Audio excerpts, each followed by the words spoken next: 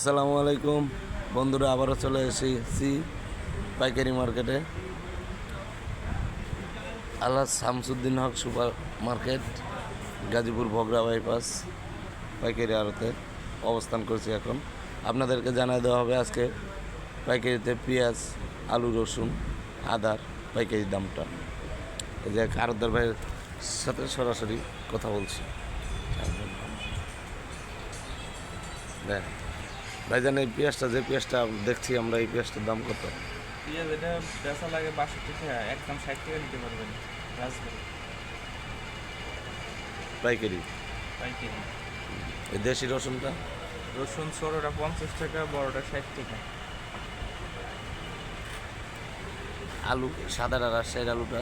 রাজশাহীর আলু সাদা পড়বো 850, আর লালের দাম পড়বো প্রতি বস্তা 800 টাকা। রংপুর আলু একটু সুপার। রংপুরের আলু 800 টাকা বস্তা বলছে, প্রতি 65 কেজির বস্তা। এই যে আদাটা দেখছি, বার্মার আদাটা বেশ, আদাটা একটু নিয়ম। আদার দাম পড়বে প্রতি কেজি 80 টাকা। আদার বাজার বেশি। চায়না আদাটা কত আছে আজকে মার্কেটে? হাই মার্কেটে, তবে কিছু সংখ্যক আছে, দাম পড়বে 160 টাকা প্রতি কেজি, 60-65 আজকের বাজার। এই তো শুনলেন আজকের পাইকারি বাজার আপনারা।